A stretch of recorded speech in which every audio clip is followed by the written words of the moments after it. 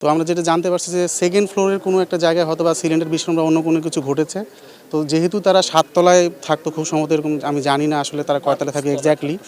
হ্যাঁ, তো ওইখানে এই যে ধোঁয়ার যে এই ধোঁয়াটার সাফোকেশনের কারণে আসলে তারা হয়তোবা সিঁড়ি দিয়ে নিচে নামতে পারে নাই এবং হয়তোবা ছাদের দিকেও আসলে উঠতে পারে নাই। রিজভী এবং সুবর্ণা দুজনেই আমাদের ব্যাচমেট এবং আমাদের খুব ক্লোজ ফ্রেন্ড আর কি। দুজনেই ফার্মাসিস্ট।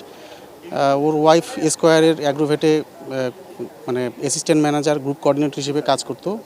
তো এইখানে এসে আমরা যেটা জানতে পারি যে বাচ্চাটা হচ্ছে উত্তর আধুনিকে ওইখানে শিফট করা হয়েছে, যেহেতু অগ্নিকাণ্ড চারদিকে মানে সব দিকে নেওয়া হয়। আর রিজভীকে এইখানে আমরা পাই, আমার ফ্রেন্ডরা এখানে আগে চলে আসে, তার বডির আমরা ছবি দেখতে পাই। কি ফজলে রাব্বি সাহেবের আপনারা কি শুনেছেন? আমি শুনেছি যে ওর বাড়ির দোতলায় আগুন লেগেছিল।